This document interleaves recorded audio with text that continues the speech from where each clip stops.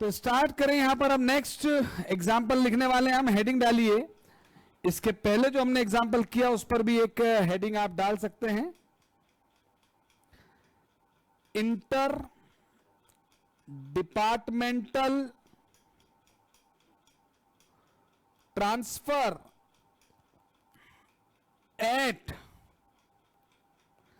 Normal selling price, या उसको हम मार्केट प्राइस भी कह सकते हैं।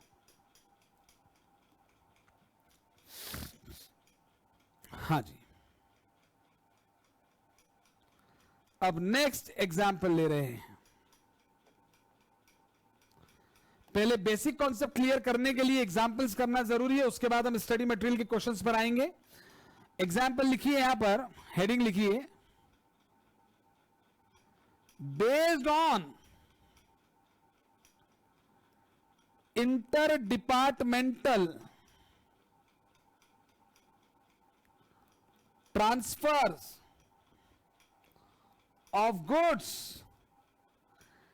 at न तो कॉस्ट ना मार्केट प्राइस, एट बार्गेन्ड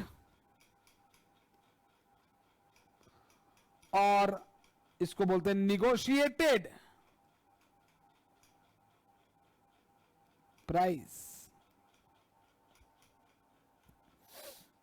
तो यहां पर कैसे लिखिए, एग्जाम्पल लिखते हैं। एक कंपनी है, वही हमारी प्यारी नैन्सी लिमिटेड एक कंपनी, उसके दो डिपार्टमेंट हैं, department A and department B, दो डिपार्टमेंट हैं। अब इनके बारे में मैं कुछ डिटेल्स आपको दे रहा हूं, पर्टिकुलर्स लिख लें यहां पर, और यहां पर लिख लें ए, यहां पर लिख लें बी। सर क्या होने वाला है? मैंने कहा कुछ भी नहीं, सिंपल सी बातें हैं। आपको दोनों डिपार्टमेंट, मान लीजिए एक जगह शर्ट बन रहे हैं, एक जगह ट्राउजर बन रहे हैं, कुछ भी, एक जगह कपड़ा क्लॉथ बन रहा है, एक जगह शर्ट बन रहे हैं, कुछ भी। तो यहां पर ओपनिंग स्टॉक आपको दे रखा है, दोनों डिपार्टमेंट की परचेज में आपको दूंगा, दोनों डिपार्टमेंट के क्लोजिंग स्टॉक्स में आपको दूंगा, और इसके बाद दोनों डिपार्टमेंट की सेल्स में आपको यहां पर दूंगा। ओपनिंग स्टॉक में हम ले लेते हैं 50,000, परचेज में ले लेते हैं 3 लाख, और सेल्स क्लोजिंग स्टॉक में हम ले लेते हैं 10,000। ठीक है,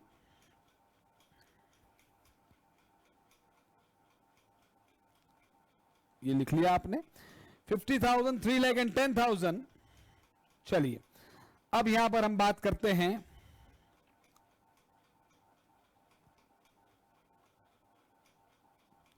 सेल। हम लिख लेते हैं से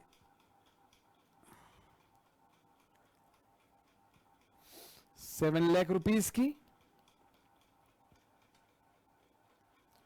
सेल 7 लाख रुपीस की लिख लेते हैं। यहां पर ओपनिंग स्टॉक हम ले लेते हैं से 40,000 का, purchase is 4 lakh, closing stock is 1,40,000।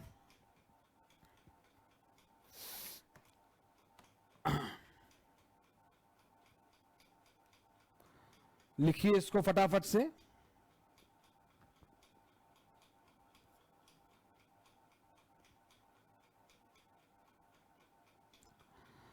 Opening stock 40,000, purchase is 4 lakh, closing stock is 1,40,000।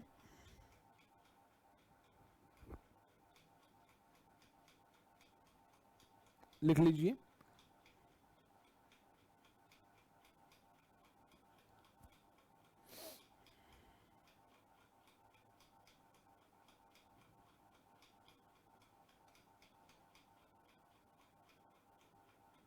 से सेल्स अपने हम कुछ भी ले 6,24,000, और यहां लिखिए inter departmental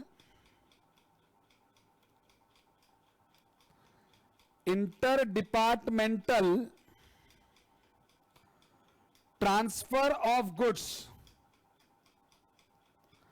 इंटरडिपार्टमेंटल transfer of goods at cost plus 20%। आप देख सकते हैं एक डिपार्टमेंट ने दूसरे डिपार्टमेंट को जो गुड्स ट्रांसफर किया है, बाजार में हो सकता है वो 20% से कम या ज्यादा प्राइस लेते हो, लेकिन यहां पर इंटर डिपार्टमेंटल जो ट्रांसफर हुआ है, एक डिपार्टमेंट ने जो दूसरे डिपार्टमेंट को ट्रांसफर किया है गुड्स, वो 20% के प्रॉफिट पर किया है। एंड ऐसा लिखे by department A to department B, department A ने डिपार्टमेंट बी को किया है, और यहां पर जो है कॉस्ट ऑफ गुड्स ट्रांसफर्ड, जो कॉस्ट है गुड्स ट्रांसफर्ड की वो है ₹10,000 मान लेते हैं। ठीक है, तो बताइए ट्रांसफर प्राइस कोई बता सकता है कितनी होगी? एनीबडी? इसको सेल प्राइस नहीं बोलेंगे, ट्रांसफर करने की प्राइस को ट्रांसफर प्राइस बोलूंगा, तो कोई बता सकता है कितनी होगी? 12,000। यस, तो ये 10,000 प्लस 20% ऑफ 10,000 यानी 2,000 इज इक्वल टू ₹12,000। 12,000 पे ट्रांसफर हुआ है। सर करना क्या है? मैंने कहा भाई करना कुछ नहीं है, प्रिपेयर डिपार्टमेंटल ट्रेडिंग अकाउंट। सिर्फ ट्रेडिंग ही पूछा है आपसे।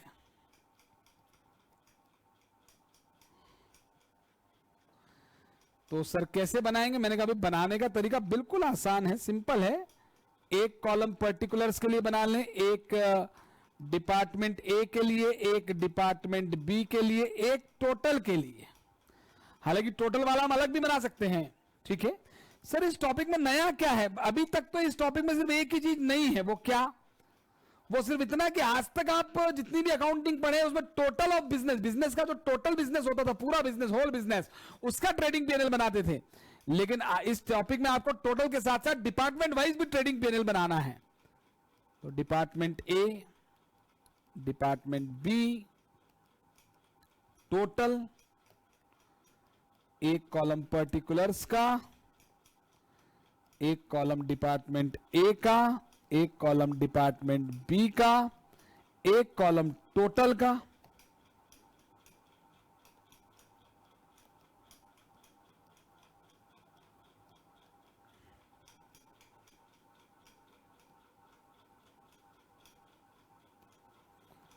ड्रॉ द प्रॉपर फॉर्मेट, ढंग से करना है क्वेश्चन को, कोई जल्दबाजी नहीं करेगा।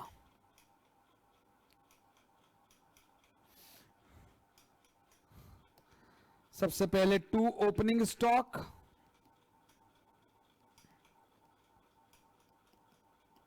टू परचेज, कोई डायरेक्ट एक्सपेंस होते तो वो भी ट्रेडिंग में ही आते। मैं आपको ट्रेडिंग अकाउंट बनाना नहीं सिखा रहा हूं, ट्रेडिंग अकाउंट तो आपको आता ही है। बाय क्लोजिंग स्टॉक, ठीक है, ओपनिंग स्टॉक इज 50 और 40 90,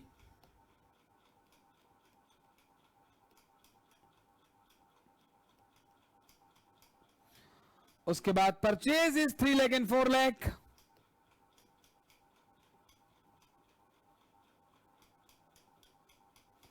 टोटल 7 लाख की परचेज।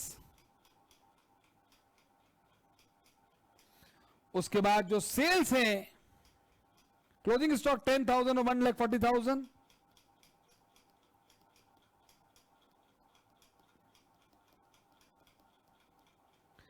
सेल्स जो है दैट इज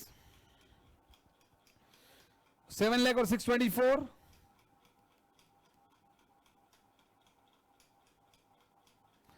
$13,24,000। अब आएगी बात, बस ये तो बिल्कुल सिंपल है, opening stock, purchase, sale, closing stock trading account में आते ही है।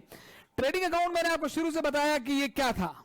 लिखिए ट्रेडिंग अकाउंट, हेडिंग डाला कि नहीं आपने? मैंने नहीं लिखा तो लिखना चाहिए आपको। डिपार्टमेंटल एंड कंसोलिडेटेड, यस ऐसा भी लिख सकते हैं, टोटल वाला भी बना रहे हैं तो कंसोलिडेटेड ट्रेडिंग अकाउंट। कंसोलिडेटेड मतलब भाई टोटल यार, ठीक है। ट्रेडिंग अकाउंट में आपको बता चुका हूं, वो गुड्स का अकाउंट आता है, गुड्स का अकाउंट होता है। आप उसको ट्रेडिंग अकाउंट बोलते हैं पर वो गुड्स का अकाउंट होता है। गुड्स आता है तो डेबिट, जाएगा या बचेगा तो क्रेडिट। तो यहां पर इंटर डिपार्टमेंटल ट्रांसफर की वजह से एक डिपार्टमेंट में गुड्स आएगा तो टू इंटर डिपार्टमेंटल ट्रांसफर,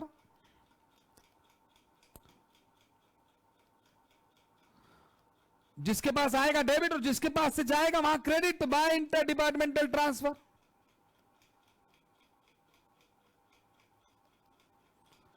किसके पास से जा रहा है, तो ध्यान से सुनिए, 10,000 का गुड्स, ऑब्वियस सी बात है, कोई अलग से पैदा नहीं हुआ। ए ने बी को 10,000 का गुड्स 12 में भेजा है, तो ए के पास वो था, यानी ओपनिंग स्टॉक या परचेज में से ही भेजा है, तो ओपनिंग स्टॉक और परचेज डेबिट में, वहां से जाएगा तो क्रेडिट। लेकिन वो 10,000 पे नहीं आएगा, वो 12,000 पे आएगा, क्योंकि 12 में गया है।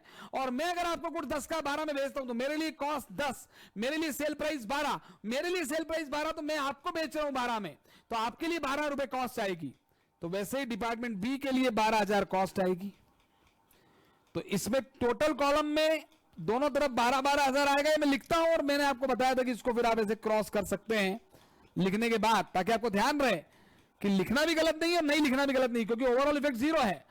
बिजनेस में कुछ हुआ ही नहीं है, एक ही बिजनेस में, हाँ इस बिजनेस के बाहर अगर 10,000 रुपए का गुड्स हम 12,000 रुपए का बाहर बेचते, तो यहां पर 2,000 रुपए का प्रॉफिट होता। लेकिन एक ही बिजनेस ने एक डिपार्टमेंट में से दूसरे डिपार्टमेंट को 10 का गुड्स 12 में दिया, तो एक के लिए 12,000 सेल है, एक के लिए 12,000 कॉस्ट, तो ओवरऑल बिजनेस में उसका इफेक्ट 0 हो गया।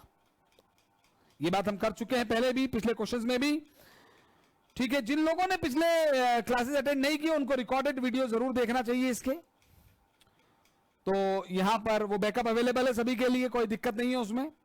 ये हो गया, ठीक है। अब मुझे बताइए ग्रॉस प्रॉफिट।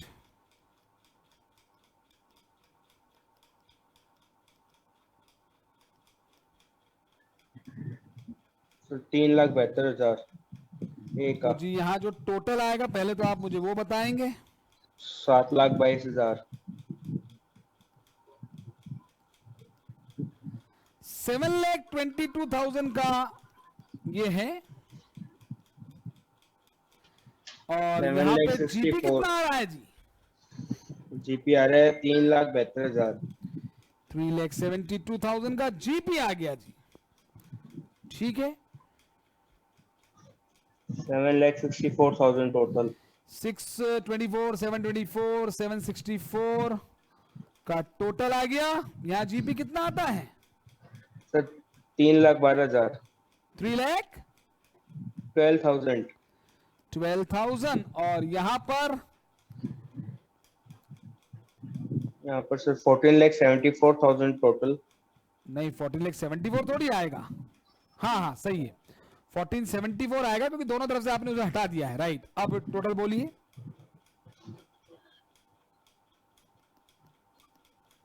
सर 684। 684। अब मैं आपको यहां पे कुछ समझाना चाह रहा हूं, जरा ध्यान दीजिएगा। कंप्यूट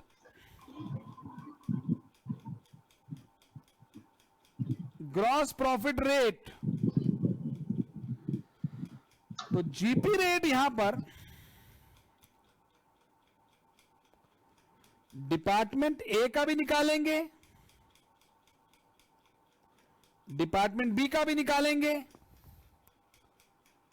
तो ग्रॉस प्रॉफिट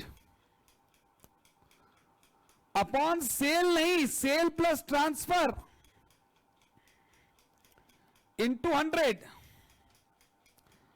तो इसका जो ग्रॉस प्रॉफिट आया है वो 3,72,000 आया है। इसको केवल 7 लाख रुपए की सेल पर प्रॉफिट नहीं हुआ है। 10,000 का गुड्स 12,000 में बेचा था, तो 12,000 में भी 2,000 का प्रॉफिट है, तो ये 12,000 इंटू 100, तो 3,72,000 डिवाइडेड बाय 7,12,000 इंटू 100। मुझे परसेंटेज बताइए सर 52.25। 52.25%। डिपार्टमेंट बी ने तो किसी से कुछ ट्रांसफर किया ही नहीं, तो इसने किसी को नहीं भेजा, इसने तो रिसीव किया, तो 12,000 इसके लिए कॉस्ट ही है। तो इसका जीपी सिर्फ सेल पर हुआ है, इसने किसी को ट्रांसफर नहीं किया, आप देख सकते हैं। तो इसका जीपी 3,12,000 डिवाइडेड बाय 6,24,000, 50% आ रहा है क्या इसका? Yes sir. तो इसका जीपी रेट अगर हम यू देखें तो 50% आ जाएगा। अगर आप टोटल निकालना चाह रहे हैं या टोटल रहने दीजिए, अभी जरूरत नहीं है टोटल निकालने की, क्योंकि ओवरऑल इफेक्ट तो उसका कुछ है नहीं। चलिए निकलवा देंगे, आगे टोटल भी निकलवा देंगे, टेंशन मत लो।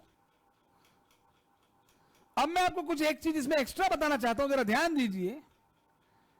Now calculate gross profit rate for department A. Department A के लिए ग्रॉस प्रॉफिट रेट निकालिए on sale and transfer separately. Sale पे अलग निकालो, ट्रांसफर पे अलग निकालो, यह भी हो सकता है। तो सर ऑन ट्रांसफर तो सर दिया है, निकाले क्यों? मैंने पूछा अच्छा दिया है क्या? बोले हाँ सर ऑन ट्रांसफर तो दे ही रखा है ना 20%। मैंने कहा कैसे? अरे सर 12,000 सेल पे निकालना है, सॉरी कॉस्ट पे 20% था, तो 20% नहीं आएगा ये। जी पीरियड ऑन सेल 12,000 सेल है और 12,000 में 2,000 का प्रॉफिट है, राइट? कितना आ रहा है ये बोलना जरा।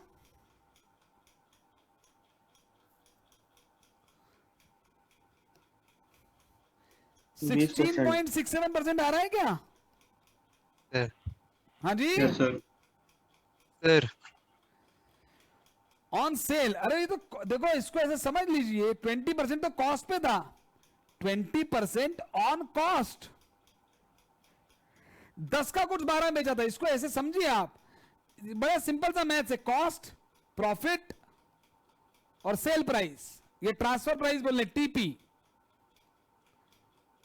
तो यहां पर अगर 2,000 20% है, यानी 1/5 20/100, तो 2,000 upon 12,000, this is 2,000 divided by 10,000। Cost पे 20% है, तो 2,000 12,000 पे कितना आएगा? तो या तो इसको 1/6 बोलेंगे या 16.67% बोलेंगे। यस और नो? ये अकाउंट्स नहीं है, Yes, मैथ से sir. बेसिक।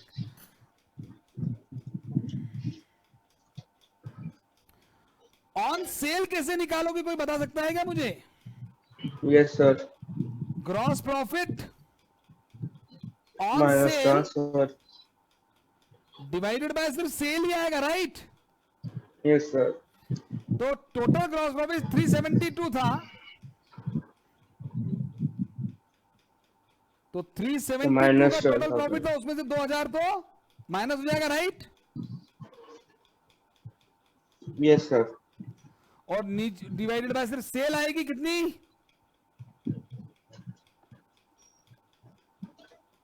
7 लाख। 7 लाख। तो 52 3,70,000 डिवाइडेड बाय 7 लाख, बोलिए 52.86। हाँ जी कितना? 52.86। 86। तो आप देख सकते हैं माल बाहर वालों को ज्यादा, कितने ज्यादा प्रॉफिट में बेचा और अपने वालों को सस्ते में बेच दिया। तो ये पॉसिबल है क्योंकि ऑन सेल और ऑन ट्रांसफर अलग अलग है।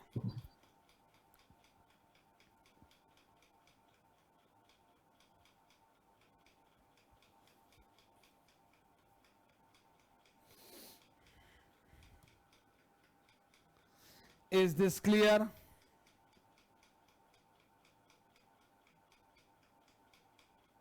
Yes sir. चलिए आगे बढ़ते हैं, एक और एग्जाम्पल करेंगे अभी प्रैक्टिस के लिए। एग्जाम्पल 1 2 बेसिक कर लिए हमने, ठीक है। वन मोर एग्जाम्पल लिखिए।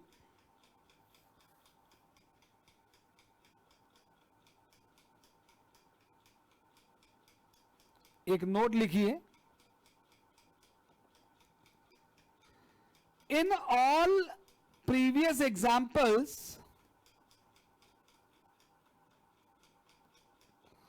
of interdepartmental transfer, hello, departmental transfer of goods, अभी तक हमने जितने भी सवाल देखे जिसमें इंटर डिपार्टमेंटल ट्रांसफर था गुड्स का, goods, in all previous examples of inter departmental transfer of goods लिखिए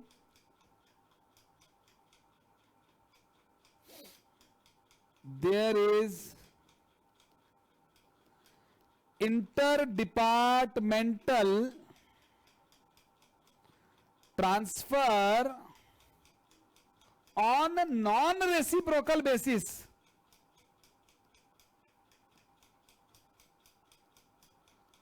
non reciprocal basis, non reciprocal का मतलब है कि सीधी सीधी बात यह है कि अगर मान लीजिए डिपार्टमेंट ए ने बी को ट्रांसफर किया तो उसने बी से, बी ने ए से, ए ने बी को ट्रांसफर किया तो ए ने बी को दिया है तो बी ने ए को नहीं दिया है, बी ए ने बी से रिसीव नहीं किया है। नॉन रेसिप्रोकल, एक तरफा रिश्ता है, दोनों तरफ से ट्रांसफर नहीं हो रहा है।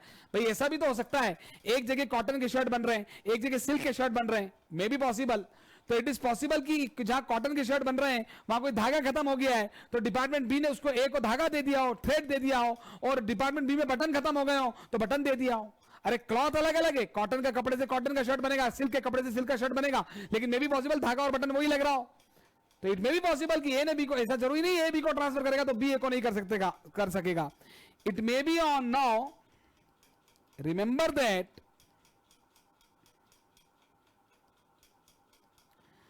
it may be on reciprocal basis also.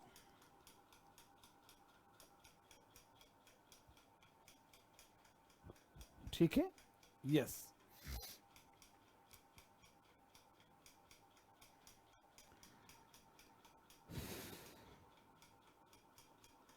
Example, Nancy limited एक कंपनी है, उसके दो डिपार्टमेंट, डिपार्टमेंट एक्स और डिपार्टमेंट वाई ले लेते हैं।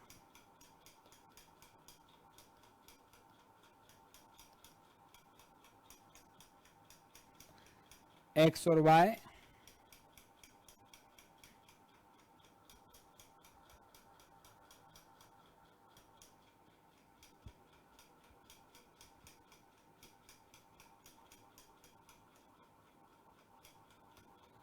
ओपनिंग स्टॉक ढंग से, आराम से, ध्यान से, कोई जल्दी नहीं करनी है आपको। परचेज, चलो जी डायरेक्ट एक्सपेंस भी ले लेते हैं। क्लोजिंग स्टॉक,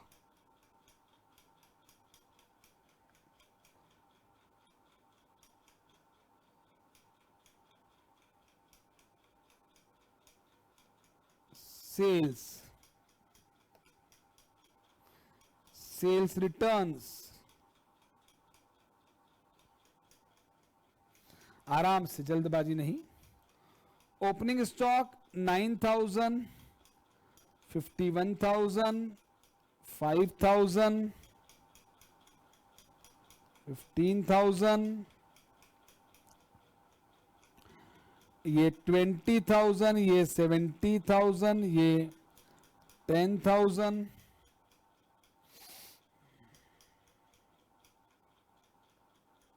6,000,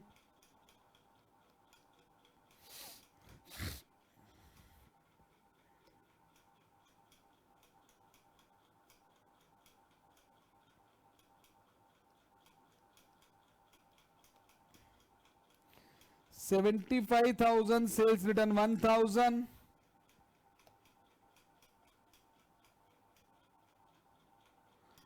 $1,20,000 और ये लिख लीजिए 3,000 का सेल्स रिटर्न। अब जरा बात करते हैं आराम से, जल्दबाजी नहीं। इंटर डिपार्टमेंटल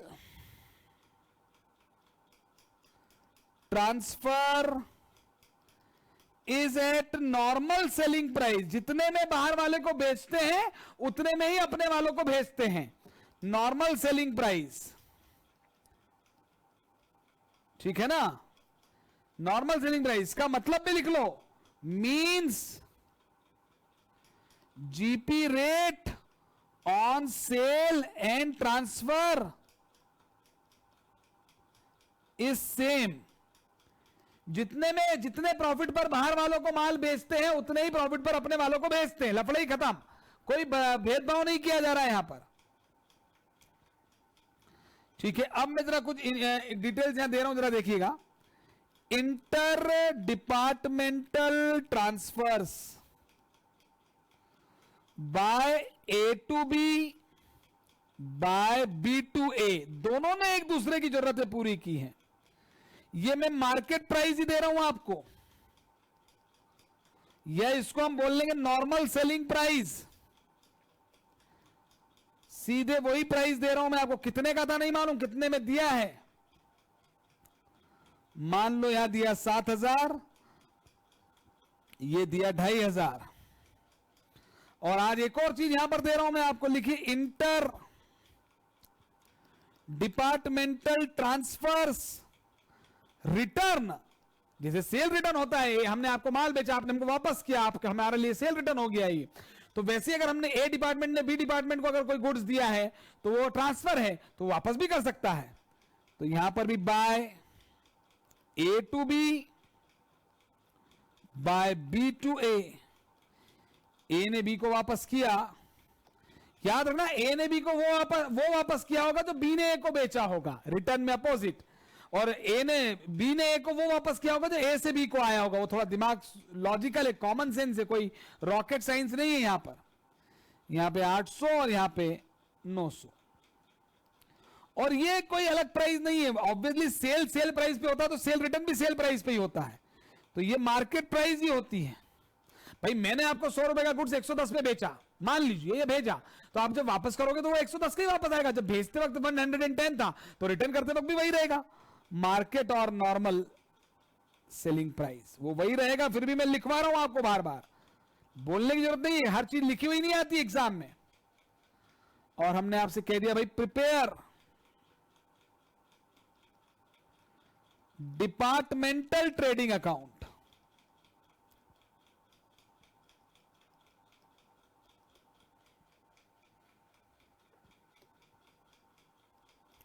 टोटल नहीं बनाऊंगा मैं, डिपार्टमेंटल ही बनाऊंगा। अभी बना सकते हो आप टोटल भी। Departmental trading account for the year ending on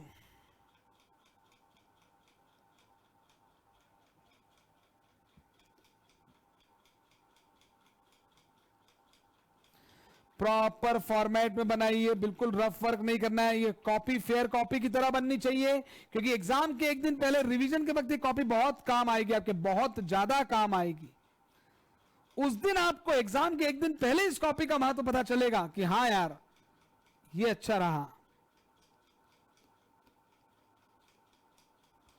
particulars है और यहां पर 2 डिपार्टमेंट है, एक्स और वाई। मैं अभी टोटल नहीं बना रहा हूं क्योंकि वो तो टोटल तो बन ही जाएगा, उसमें कोई बहुत बड़ा काम नहीं है। एक्स और वाई सर ऊपर डिपार्टमेंट ट्रांसफर में भी ए टू बी लिख दिया, वहाँ पे एक्स टू वाई करना पड़ेगा। हाँ, वहां मैंने ए टू बी और वो लिख दिया है, तो आप बिल्कुल उसको, चलो एक काम कर लेते हैं, अब इतना ज्यादा क्या करना, ये मैं इसी को ए टू बी कर देता हूं। अब बहुत सारे चेंजेस करने पड़ेंगे। लो कोई दिक्कत तो नहीं है ना आपको, कंसेप्चुअल एरर नहीं है वो, मेरी भावनाओं को समझ गए होंगे आप। ये लो ए और बी, कहां एक्स और वाई लेना, लो ए और बी ले लिया, लो हो गया। To opening stock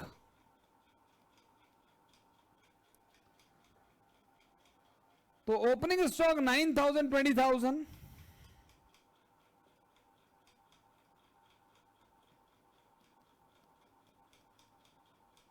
to purchase, yes sir 51 और 70,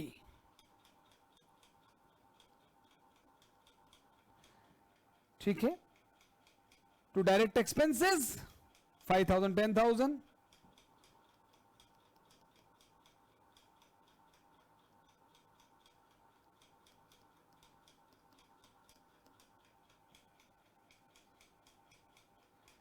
फिर by closing stock by sales, तो यहां बाय सेल्स हम लिख रहे हैं और थोड़ा मार्जिन रखिएगा 3-4 लाइन का, बाय 4-5 लाइन का। देखिए मैंने कितना मार्जिन छोड़ा है, आप भी छोड़ें। बाय क्लोजिंग स्टॉक 15 और 6,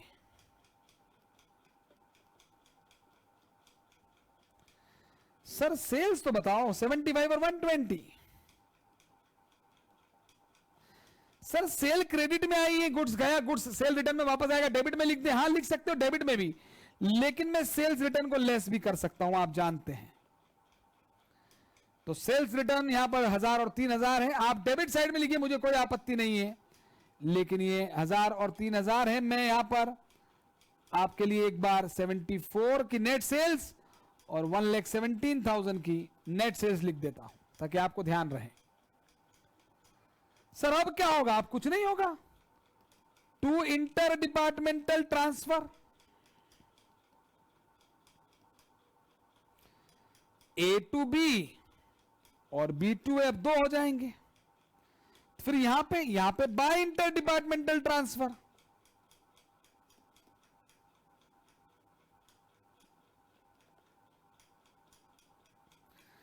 ए टू बी वाला देखें कितना है। ए ने बी को 7,000 का ट्रांसफर किया, तो ध्यान रखना ए ने बी को 7 का किया है तो ए में से 7,000 क्रेडिट होगा।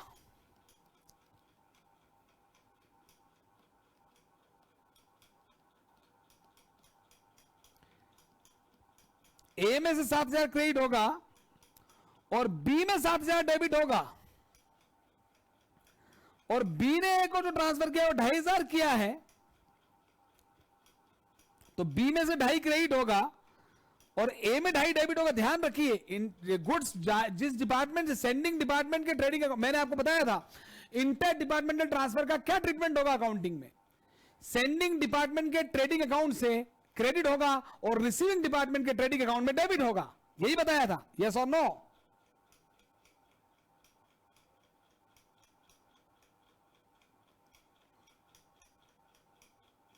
हाँ, योर मार्जिन छोड़ देता हूं मैं, तो रुको।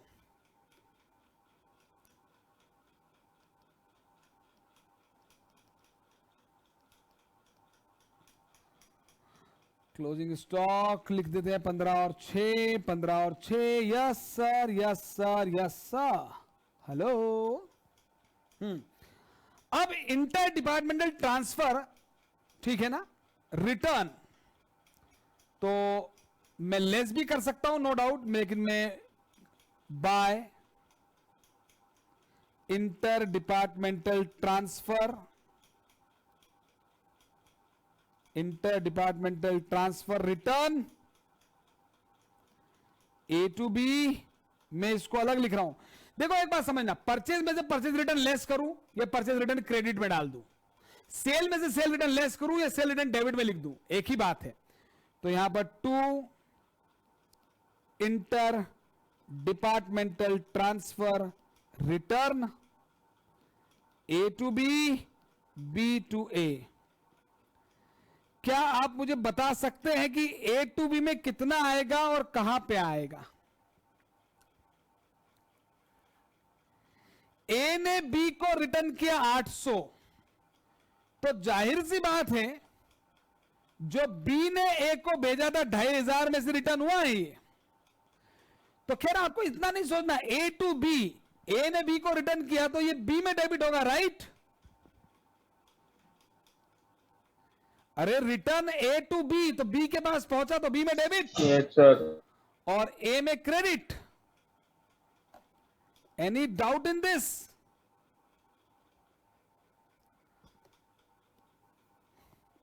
और inter departmental transfer by B to A, B ने ए को वापस किया तो ए को मिलेगा 900 का, तो ए में 900 डेबिट और इसमें क्रेडिट।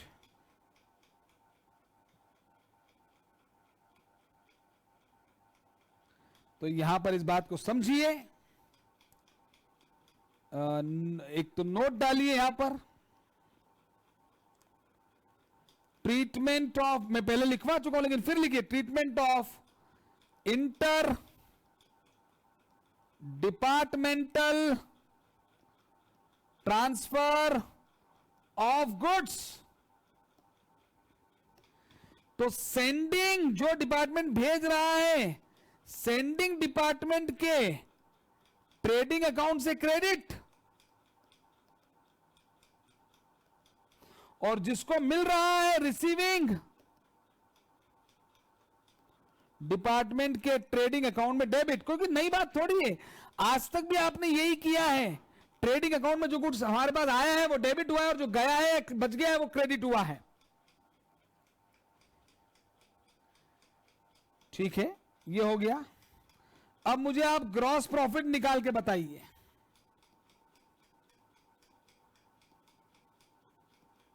सर मैंने इंटर डिपार्टमेंट ट्रांसफर को है ना उससे लेस करके दिखा दिया रिटर्न्स को।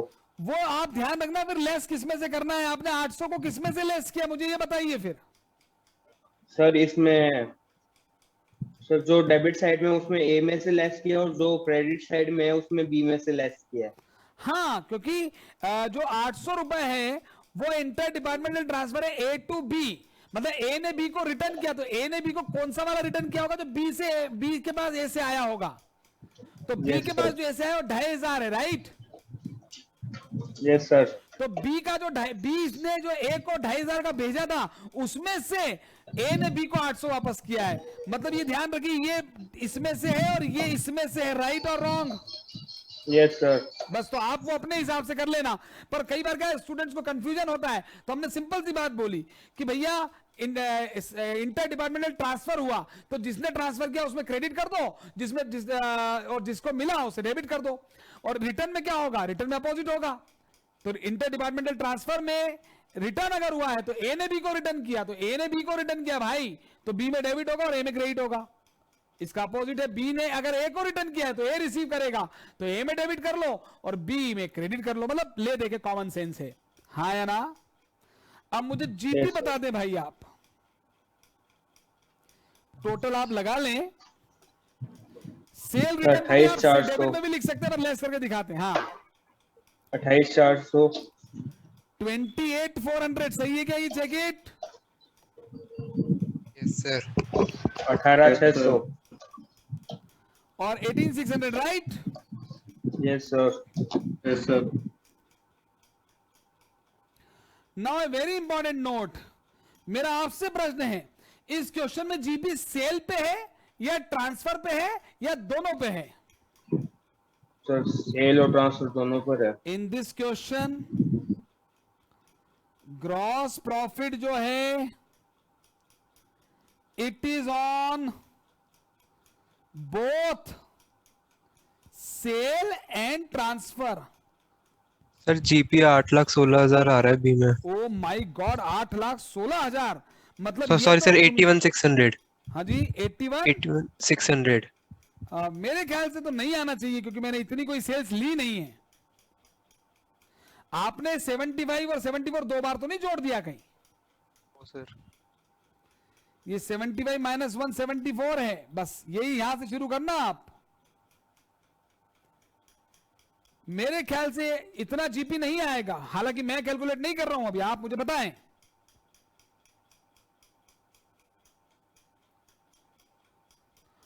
GP on sale and transfer, याद रखिए इस सवाल में सेल बताइए, ट्रांसफर पे जीपी है, ऐसा क्यों लिख रहे हैं हम? क्यों लिख रहे हैं कि ट्रांसफर पे जीपी है? जल्दी बोलें। सर क्योंकि ट्रांसफर नॉर्मल सेल्स पर है। यस, क्योंकि ट्रांसफर सेलिंग प्राइस पे हुआ है, क्वेश्चन में मेंशन है ट्रांसफर सेलिंग प्राइस पे हुआ है। मार्केट में जितने में माल बेचते हैं उतने में हमने अपने वालों को भेजा है, तो नॉर्मल सेलिंग प्राइस पे हुआ है। तो जीपी सेल एंड ट्रांसफर है पर है, और ये ध्यान रखें but that two is on sale की जगह पे सही वर्ड क्या आएगा? जल्दी बोलें। नेट सेल्स, एंड ट्रांसफर की जगह पे आएगा नेट ट्रांसफर। यस और नो?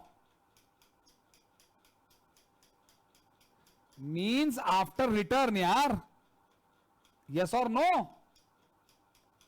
Yes sir. अरे भाई जो माल बेचा था उस पे जीपी होता है वैसे, पर अगर आपने 100 रुपए का माल बेचा और 10 रुपए का वापस आ गया तो जीपी प्रॉफिट ऑफ सेल ही 90 रुपीज रह गई। तो नेट सेल एंड ट्रांसफर। और मेरा आपसे एक क्वेश्चन है, now compute departmental GP rates. Department A का निकालेंगे और डिपार्टमेंट बी का निकालेंगे, लेकिन फॉर्मूला क्या है?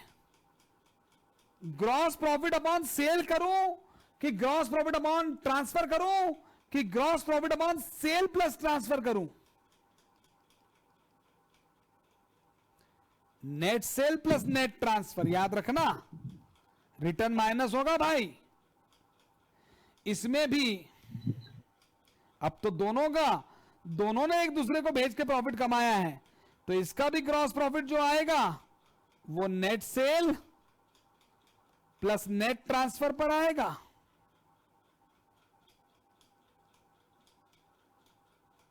सर जीपी कितना लें, मेरे को बताना जीपी सही है क्या? 28,400 और 18,600 जल्दी। Yes sir.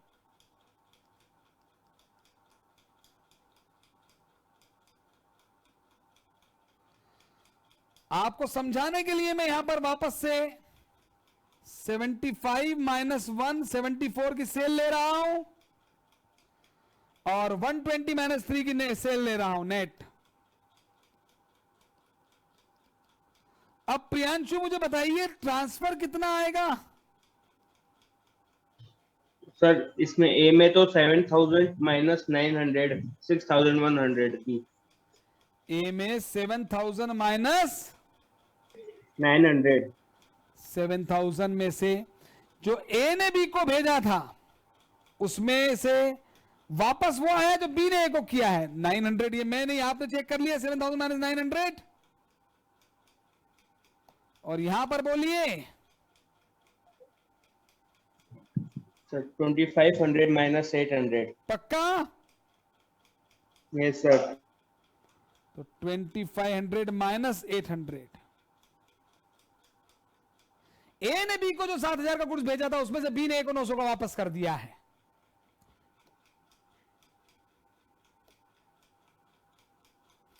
तो अब यहां पर आएगा आपका 28,400 डिवाइडेड बाय कितना आ रहा है जरा बताना? 74। 8,100। हाँ जी 8,100। 81,100। नहीं सर 8,100 80,100। 80,100 इंटू 100 और यहां पर 18,600 डिवाइडेड बाय 1,87,000।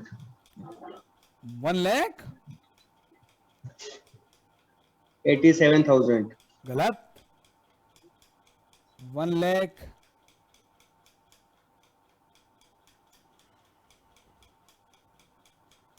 18,700।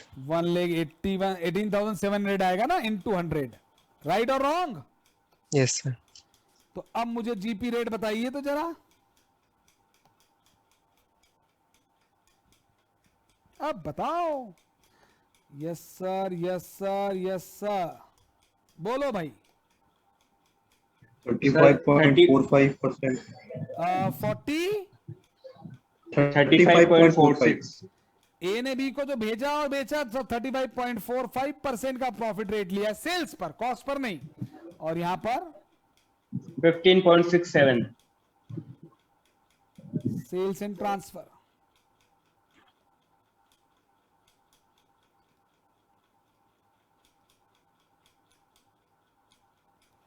यहां कितना आ रहा है? 15.67। 15 yes sir. 15 yes sir. 67। Is this clear to you? Yes sir. तो आपने A to B B to A reciprocal basis भी सीख लिया है, नॉर्मल सेलिंग प्राइस। तो this is inter departmental transverse.